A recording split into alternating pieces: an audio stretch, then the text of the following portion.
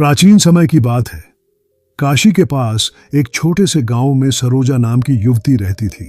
उसका विवाह देवेश नाम के एक साहसी और सौम्य स्वभाव के युवक से हुआ था। दोनों का प्रेम सभी को दिखाई देता था।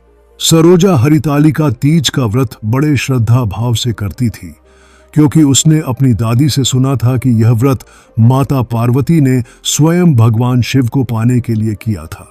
दादी हमेशा कहती थीं कि इस व्रत में न केवल उपवास और पूजा का महत्व है, बल्कि कुछ नियम ऐसे भी हैं जिन्हें भूलकर भी नहीं तोड़ना चाहिए, नहीं तो दाम्पत्य जीवन में अनजाने तनाव पैदा हो सकते हैं। व्रत के दिन सरोजा सुबह से ही शिव पार्वती की मूर्ति सजाने में लग गई। घर में दीप जल रहे थे, फूलों की सुगंध फैल रही थी। देवेश भी उसके उत्साह को देखकर प्रसन्न था, लेकिन जैसे जैसे दिन चढ़ा उसकी थकान और भूख बढ़ने लगी। सरोजा ने ध्यान नहीं दिया कि पति को समझाने और अपनी इच्छा थोपने में वह 3 बड़ी गलतियां करने जा रही है, जिनसे उसे बाद में बहुत पछताना पड़ा। पहली गलती यह थी कि उसने व्रत के दौरान देवेश को बार बार खाने के लिए टोकना शुरू कर दिया। वह कहती रही, तुम भी आज मेरे साथ उपवास रखो, तभी हमारे रिश्ते में समानता रहेगी। देवेश ने मुस्कुराकर समझाया कि उसका स्वास्थ्य ठीक नहीं, पर सरोजा ने जिद की। उसने सोचा कि पति को जबरदस्ती उपवास करवाना शुभ है। शाम होते होते देवेश चिड़चिड़ा हो गया और पूजा के समय उसका मूड बिगड़ गया।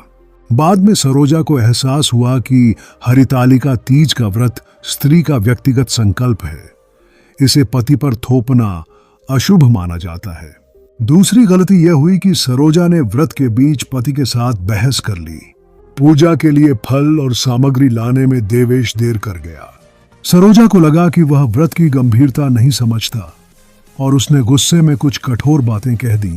परंपरा के अनुसार इस दिन पति से कटु शब्द कहना, क्रोध करना या अपमानजनक व्यवहार करना वर्जित माना जाता है, क्योंकि इस दिन पत्नी को शिव पार्वती के दाम्पत्य की तरह ही शांति और सौहार्द बनाए रखना चाहिए।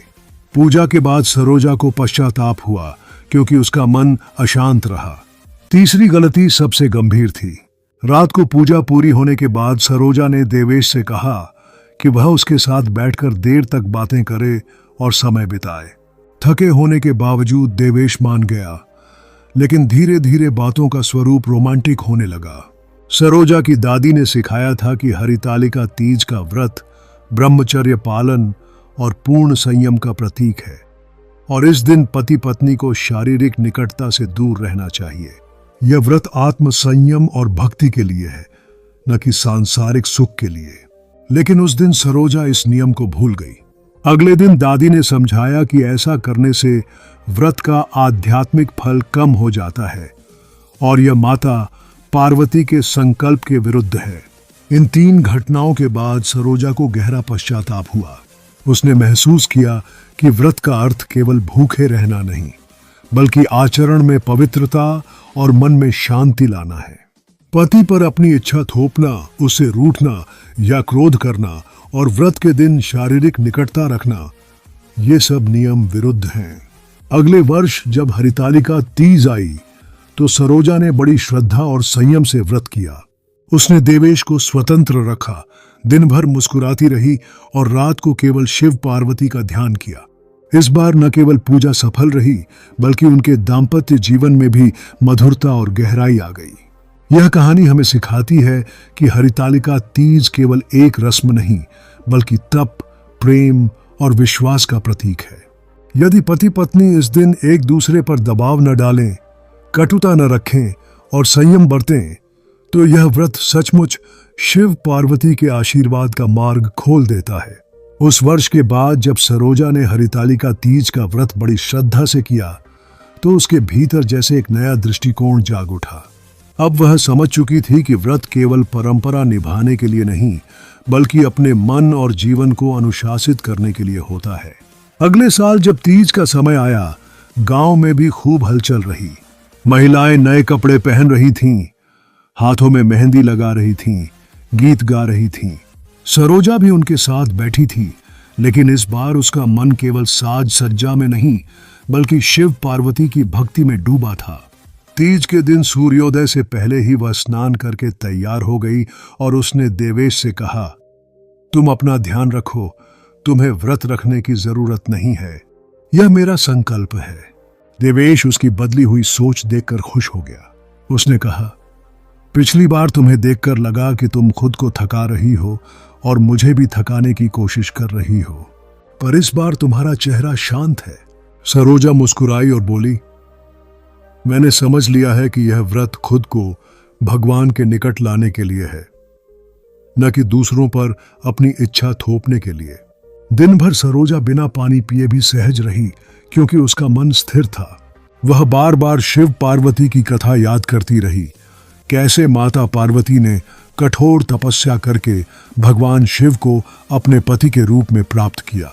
उसने सोचा कि अगर माता पार्वती भी जरा सी अधीर होती तो शायद शिव उन्हें स्वीकार न करते। यही सोचकर उसने तय किया कि वह भी अधीरता, क्रोध और जिद को पूरी तरह छोड़ देगी। शाम को जब गांव की औरतें एकत्र होकर शिव पार्वती का पूजन करने लगीं, तो सरोजा ने पूरे मन से मंत्र उच्चारित किए। देवेश भी पास बैठा था, पर सरोजा ने ध्यान रखा कि पूजा के बीच उससे कोई बहस न हो और न ही अनावश्यक बातें हों।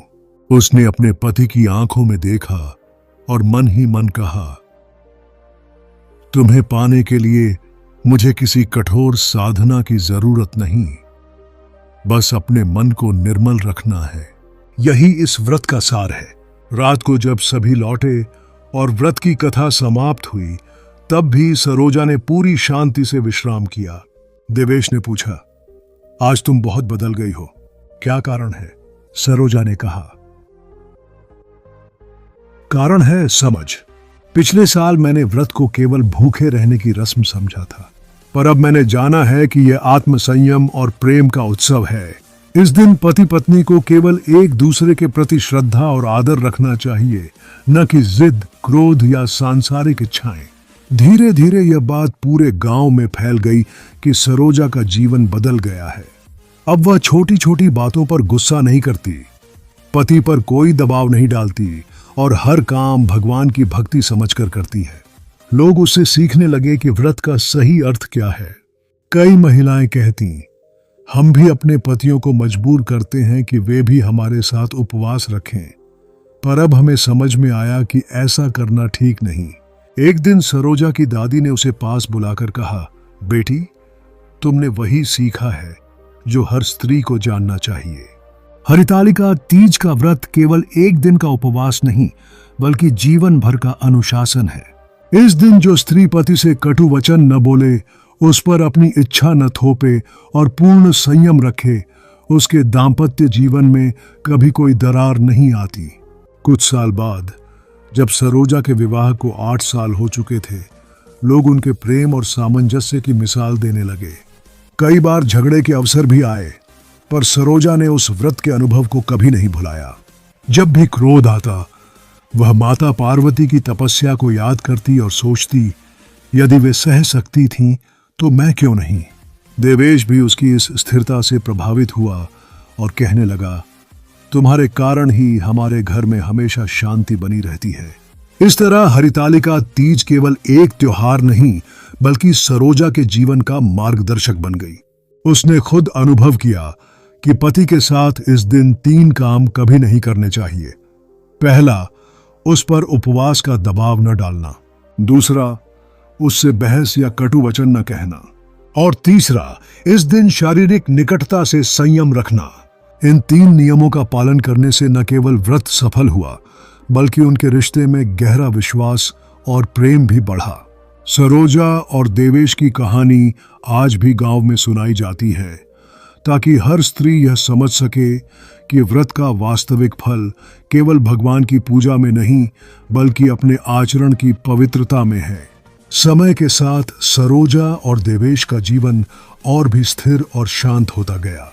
हर साल जब हरितालिका तीज आती, तो सरोजा उसी श्रद्धा और संयम के साथ व्रत करती। उसका मन अब पहले से कहीं अधिक निर्मल और स्थिर था। उसने महसूस किया कि यह व्रत केवल एक दिन के उपवास का नाम नहीं है, बल्कि यह तो जीवन के हर रिश्ते में संयम, सम्मान और प्रेम को बनाए रखने की शिक्षा देता है। तीज के व्रत का प्रभाव उनके रिश्ते में साफ दिखने लगा। देवेश, जो पहले कभी कभी काम के तनाव में गुस्सा हो जाता था, अब सरोजा की शांत प्रकृति देखकर स्वयं भी धैर्यवान हो गया। वह समझ गया था कि उसकी पत्नी केवल रीति रिवाज निभाने के लिए नहीं, बल्कि अपने मन को पवित्र करने के लिए यह व्रत करती है। एक दिन देवेश ने उससे कहा, तुम्हारी भक्ति और संयम देखकर लगता है कि हमारे जीवन में कभी कोई तूफान नहीं आएगा। तुम हमेशा ऐसे ही शांत और दृढ़ रहो। सरोजा मुस्कुराई और बोली, यह सब माता पार्वती की कृपा है। जब उन्होंने तपस्या करके शिव को पाया तो उन्होंने दुनिया को यह संदेश दिया कि सच्चे प्रेम के लिए कठोर तप और पूर्ण आत्म संयम जरूरी है। अगर मैं उस आदर्श को अपने जीवन में नहीं उतार पाई तो यह व्रत अधूरा रह जाएगा। एक साल तीज के दिन गांव में भारी वर्षा हो रही थी। मंदिर तक पहुंचना कठिन था। बहुत सी स्त्रियां परेशान थीं कि पूजा कैसे करेंगी, लेकिन सरोजा ने सभी को अपने घर बुला लिया और कहा, व्रत का फल स्थान से नहीं, श्रद्धा से मिलता है। माता पार्वती तो हर जगह है, शिव हर कण में है। नई सब औरतें घर में एकत्र हुईं और सरोजा ने पूरे विधि विधान से पूजा करवाई। इस बार भी उसने 3 नियमों को दृढ़ता से निभाया। पति पर दबाव नहीं डाला, दिन भर मुस्कुराकर सबका स्वागत किया और पूर्ण संयम से व्रत रखा। इस घटना के बाद गांव की बुजुर्ग महिलाओं ने कहा, सरोजा अब केवल अपनी गृहस्थी नहीं संभाल रही, बल्कि पूरे गांव को सिखा रही है कि व्रत का अर्थ क्या है। सरोजा के भीतर भी एक अद्भुत आत्मविश्वास जाग उठा। उसने महसूस किया कि जब इंसान अपनी इच्छाओं पर काबू पा लेता है तो जीवन में किसी भी कठिनाई को सरलता से झेल सकता है। देवेश के साथ उसका रिश्ता और भी गहरा हो गया। अब वे दोनों केवल पति पत्नी ही नहीं, बल्कि जीवन के साथी बन गए थे। उनके बीच किसी भी बात पर मतभेद होने पर सरोजा कहती, आज मैं गुस्सा कर सकती हूँ, लेकिन तीज के व्रत के दिन मैं जो व्रत करती हूँ वह मुझे याद दिलाता है कि हमें कभी कटु वचन नहीं बोलना चाहिए। देवेश भी मुस्कुराता और कहता, और मैं भी याद रखूंगा कि तुम्हारे ऊपर अपनी इच्छा कभी नहीं थोपनी चाहिए। कुछ वर्षों बाद सरोजा की छोटी बहन राधा की शादी हुई। शादी के बाद जब राधा का पहला तीज आया तो उसने सरोजा से पूछा, दीदी, इस व्रत में सबसे जरूरी बात क्या है? वो सरोजा ने बिना किसी बनावट के कहा, सबसे जरूरी है अपने पति को भगवान का रूप मानकर उसकी भक्ति करना, न कि उससे अपनी भक्ति का पालन करवाना। उसे मजबूर मत करो, उसे प्रेम से समझाओ। व्रत के दिन अपने मन को शिव पार्वती के प्रेम की तरह निर्मल रखो। न गुस्सा करो, न बहस, न कोई ऐसी बात जो रिश्ते में दरार डाले। और सबसे जरूरी, उस दिन आत्म संयम रखो ताकि माता पार्वती का तप सफल हो और उनका आशीर्वाद तुम पर बरसे। राधा ने दीदी की बात गांठ बांध ली। उसने भी व्रत के दिन वही 3 बातें निभाई। धीरे धीरे गांव की और भी युवतियां सरोजा से सीखने लगीं। इस तरह सरोजा की समझ और उसके आचरण ने एक परंपरा को सही अर्थ में जीवित कर दिया। वर्षों बाद जब सरोजा और देवेश बूढ़े हो गए तो भी उनका रिश्ता वैसा ही प्रेमपूर्ण रहा। गांव में लोग कहते, देखो, इन दोनों के रिश्ते में कभी कड़वाहट नहीं आई। नू सरोजा मुस्कुराकर कहती, वो मुझसे हम देखो उसे पीते तो भाई। यह मेरे व्रत का नहीं, बल्कि हमारे आपसी सम्मान का फल है। व्रत ने मुझे बस यह सिखाया कि प्रेम में संयम और धैर्य ही सबसे बड़ा आभूषण है। इस प्रकार हरितालिका तीज का वह व्रत केवल सरोजा के जीवन में ही नहीं, बल्कि पूरे गांव में एक प्रेरणा बन गया। लोगों ने समझ लिया कि इस दिन पति के साथ 3 गलतियां कभी नहीं करनी चाहिए। उसे व्रत के लिए मजबूर न करना, कटु वचन या झगड़ा न करना, और इस दिन सांसारिक इच्छाओं से पूर्ण संयम रखना। जब इन 3 बातों का पालन होता है तो न केवल व्रत सफल होता है, बल्कि जीवन में भी शिव पार्वती जैसा अटूट प्रेम और आशीर्वाद बना रहता है। वक्त बीतता गया, पर सरोजा के भीतर हरितालिका तीज का महत्व और गहराई और भी बढ़ती गई। उसका जीवन अब गांव में एक उदाहरण बन चुका था। लोग कहते थे कि सरोजा की गृहस्थी में कभी कोई तनाव नहीं दिखा, मानो शिव पार्वती स्वयं उनके घर में वास करते हों। यह सब केवल उस संयम और प्रेम की वजह से हुआ जिसे सरोजा ने हर साल के व्रत के माध्यम से अपने जीवन का हिस्सा बना लिया था। एक बार की बात है, पास के गांव में रहने वाली सुमित्रा नाम की स्त्री ने सरोजा को बुलाया। सुमित्रा का दाम्पत्य जीवन अशांत था। पति पत्नी के बीच आए दिन झगड़े होते थे और तीज के दिन तो हालात और बिगड़ जाते थे, क्योंकि वह अपने पति को जबरदस्ती व्रत करने के लिए कहती थी। उसने सरोजा से कहा, तुम्हारा रिश्ता इतना शांत कैसे है? मैं तो तीज के दिन व्रत करती हूँ, शिव पार्वती की पूजा भी करती हूँ, पर मेरे घर में कभी सुख शांति नहीं रहती। सरोजा ने मुस्कुराकर कहा, बहन, व्रत का मतलब भूखे रहना नहीं है, बल्कि अपने मन को साफ करना है। मैंने भी वही गलती की थी जो तुम कर रही हो। एक बार मैंने देवेश को जबरदस्ती व्रत रखने को कहा था। उससे नाराज होकर बहस की थी और व्रत के दिन ही रिश्ते में कड़वाहट आ गई थी। तब मेरी दादी ने मुझे समझाया कि हरितालिका तीज का व्रत पति पर थोपने के लिए नहीं, बल्कि पत्नी के आत्मसंयम के लिए होता है। उस दिन पति से प्रेमपूर्ण व्यवहार करना चाहिए, न कि क्रोध, कटुता या बहस। और सबसे जरूरी, इस दिन सांसारिक इच्छाओं से दूर रहकर केवल भगवान शिव और माता पार्वती का ध्यान करना चाहिए। सुमित्रा को यह बात गहराई से छू गई। उसने अगले साल से वही नियम अपनाए। उसने पति को स्वतंत्र छोड़ा, दिन भर मुस्कुराकर पूजा की और रात्रि को केवल भक्ति में समय बिताया। धीरे धीरे उसके घर का वातावरण भी बदल गया। उसने सरोजा से कहा, तुम्हारी बातें सच साबित हुई। मैंने जब पति पर कोई दबाव नहीं डाला और व्रत को सच्ची श्रद्धा से किया, तो घर में शांति अपने आप आ गई। कुछ समय बाद गांव में हरितालिका तीज के अवसर पर एक बड़ा सामूहिक कार्यक्रम हुआ।